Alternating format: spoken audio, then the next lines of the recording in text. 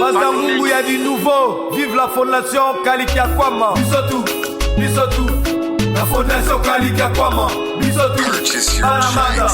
La fondation Kalikia Kwama. Motonio so esengeli amema eteni na epona kotonga territoire ya Mbanzangungu pe province ya Congo Central Mobimba. Na mokolo le 29 octobre 2022, fondation Kalikia Kwama Kiakiziki bazwa kinzela kokota na secteur ya Gombe Matadi na kokoma na mai ya Lwasi bakatisaki na kati po ete ti sikoyo mpona nu etongami te kasi biloko ya misala esi ekomaki ezosala pasi awa bamvula esi ebandaki.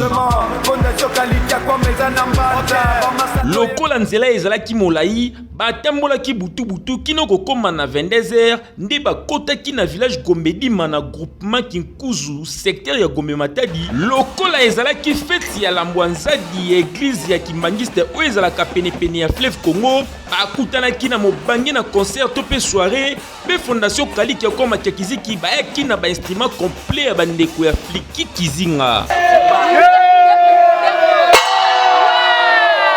Azwaki yango butu mobimba babetaki musique esengo elekaki makasi po ete basepelaki elongo na bandeko ya fondation Kalikia Kwama Kiakiziki na bokambami ya coordinateur provincial Alain Lutete.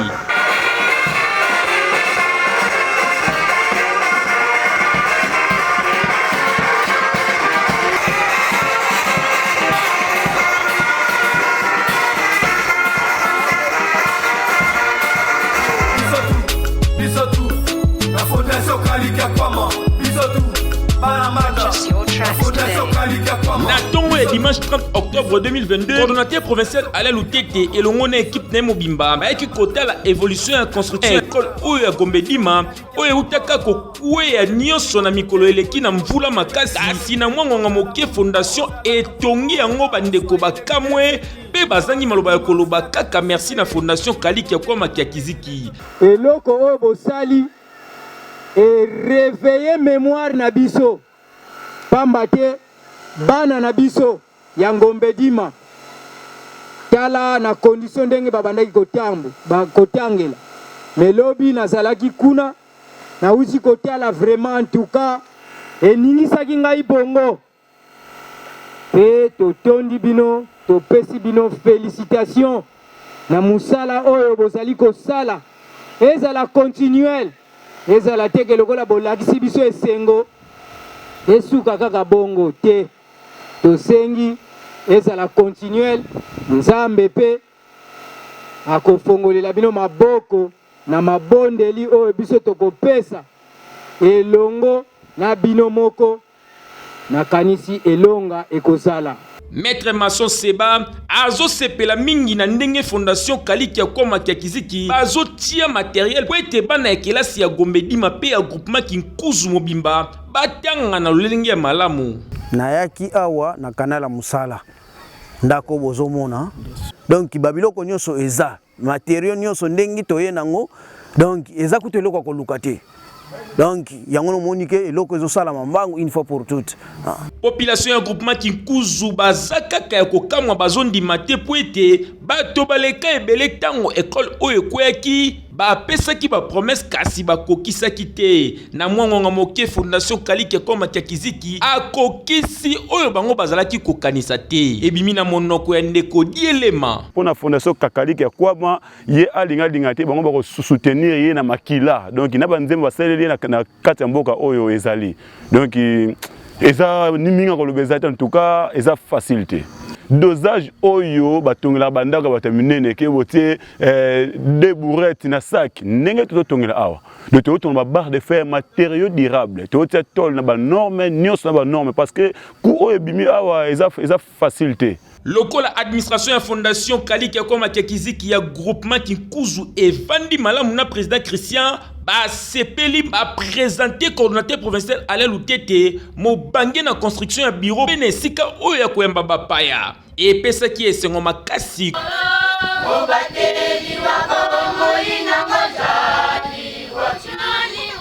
na kozona maloba coordinateur provincial Alain Lutete apesi lingomba mobimba bambote oyo uti na monoko ya yemoko président Kalikia Kwama Kiakiziki nde alo akozanga te yemoko kozala na milulu oyo koyaka na mikolo ezali koya Kalikia Kwama président na biso ya fondation atindeli biso alobi il fallait qu'il y ait mokwaya parce que c'est ça l'invitation mais compte tenu ya ba occupation yango atindaki biso toya ko représenter ye mais alobi d'ici là ye moko ata na nkamba to na ba manifestation mosusu ya boye ekozala kaka deki aza disponible bokomona ye Kaliki Akwama azali mwana ya Mbuta Gilbert Akwama Kiziki ya Suka. Il est encore trop jeune,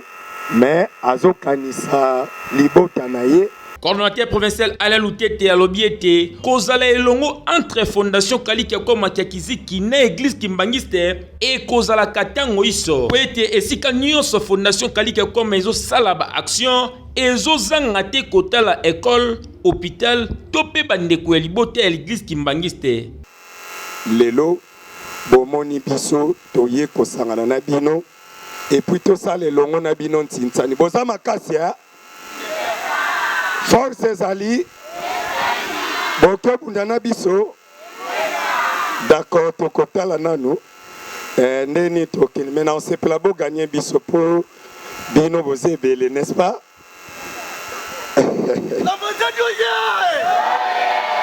nakosepela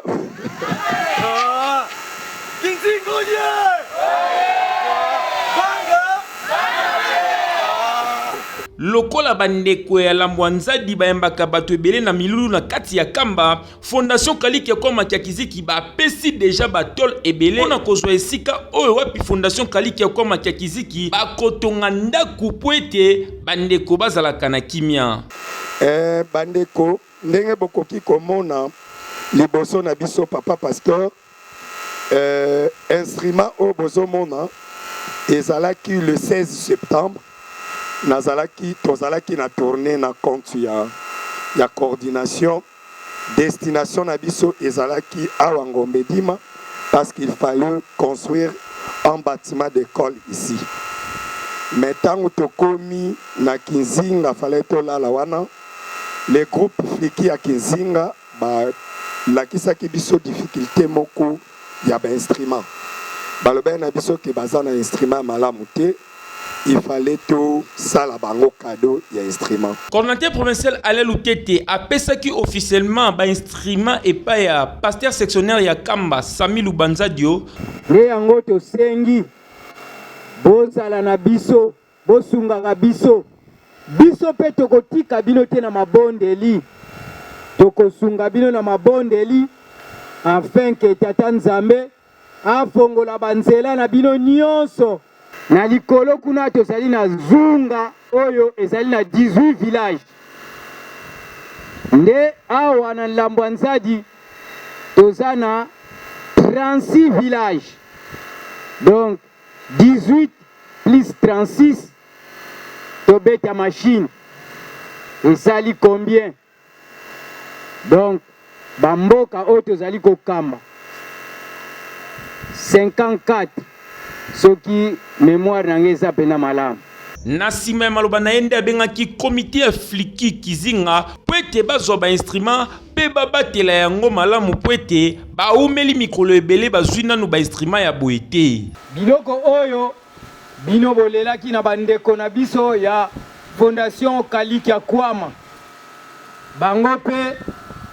bazangaki na maloba na bino te basalela yango réaction yango na kolela na bino oyo bino bolelaki bandeko na biso bana na biso bayaya na biso bamoni ete esengeli pe biso topesa lisalisi yango na bomoni biloko oyo kasi ezala ndakisa ya mabe te biloko oyo basombi po epesa progression na bino fliki Kinzinga ezali te ke lokola bozwi biloko oyo boke kobomba na ndako mais ezala biloko oyo mpona kokembelela kosanjola Tata Nzambe ntango biloko oyo ezali kosala lokumu ya fondation Akwama ekendeke liboso te ekeili esengo elekaki makasi mingi na kati ya église Kimbangisi ya Lambwanzadi bandeko basepelaki na oyo nyonso fondation Kaliki Akoma Kiziki basalaki. Tango tokomaki na ngonga ya Titani bandeko ya fondation Kaliki Akoma Kiziki batiaki mosolo ebele na kolandisani maloba ya papa Simon Kimbangu Kiangani totonga nkamba. Klasi tata suki mwana akoya kobakisa tina suka eza ilimite na yambaki bino na maboko ya kofongwana koya na bino na kati ya groupement ya Zunga na ya Kikuzu baloko na bino ba chance nyonso eza ouvert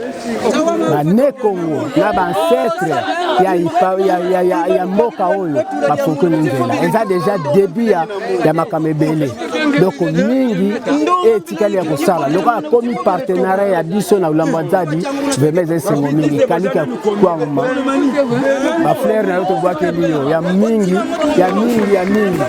bakoko bagombeli yango.